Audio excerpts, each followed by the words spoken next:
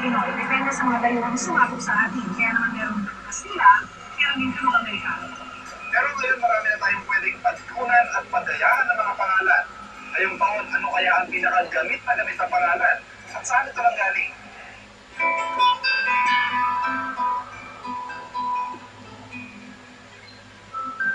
Wala magsila dala-dala natin ang ating pangalan. At para sa maraming Pinoy, ang isang natin ang pangkalukan.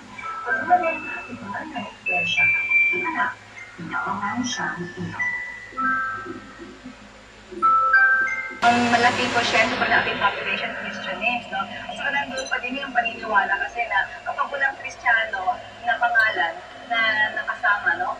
Kailangan ko may Maria o halimbawa pangalan ng Santa o Santo. Kung wala ito, parang hindi makakapunta sa langit at kaluluwa. Ayon sa simbahang Katoliko, mahalagang bahagi ng pagiging Kristiyano ang pagkakaroon ng pangalan. Bahagi rin daw ito ng pag-iiwang sa sakramento ng binyag.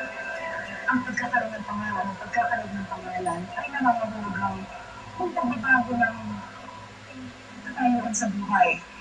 Kasi yung pagkakaroon ng isang bagong misyon, ganun naman ang pagkakaroon ng binyag. No? Yung pagkaroon ng bagong pagkatao. Pananggal ng Kastila ng limbad ang kalendaryong Romanong Generale, isang kalendaryong naglalaman ng pangalan ng mga santo at ng kanilang kapistahan. Sa pagnanais ng mga Kristiyano, ng kanilang mga anak ay magkaroon ng mabuting halimbawa sa kanilang paglaki. Pipili sila ng pangalan ng isang santo na ang kapistahan pinagdiriwang kung sa araw na isinilang yung kanilang anak. Taong 1908 naman, nang itatag ang Iglesia Filipina Independiente, isang revolutionaryong simbahan na nagsulong ng magbigay ng pangalan lamang sa wikang Filipino. 1910, nagpalimbag ng kanilang miyembrong si Isabela de los Reyes ang isang kalendaryong naglalaman ng mga pangalang Pinoy. Tulad ng pag-asa, luwalhati, kapayapaan, at matanggol. Bilang angkop sa kanyang katagihan bilang makabayang simbahan, tunay ng mga kaya ang piliin mong pangalan ng mga anak mo ay sa wikang Pilipino.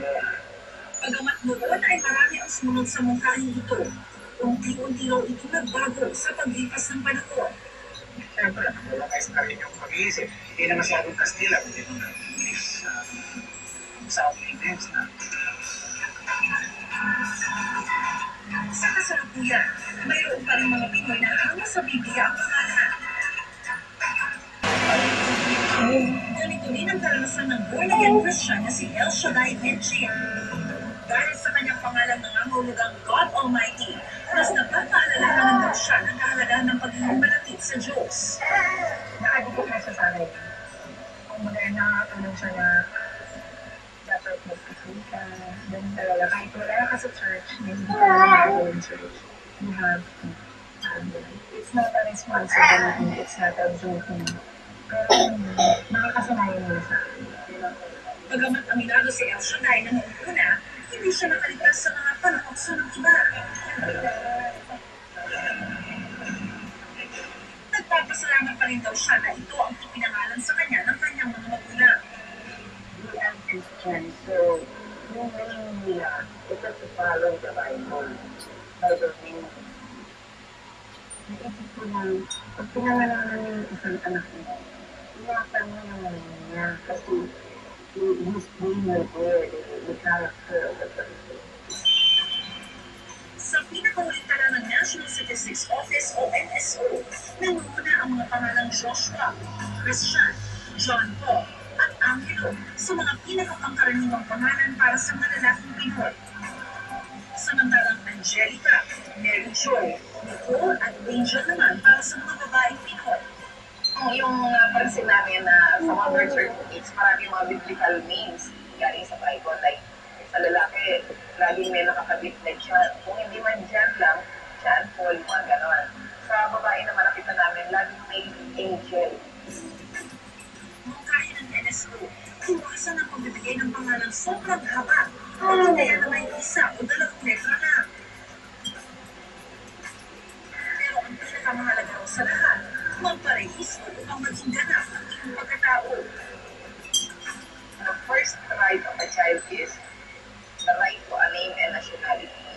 Kaya kung wala kang birth certificate, wala kang pangalan, wala kang identity. Parang ano ka lang, hindi ka nag-exist. Nandiyan ka lang, pero wala kang legal personality. Kakambal na natin ang ating mga pangalan, tatak na natin hanggang kamatayan. Kaya kahit sino o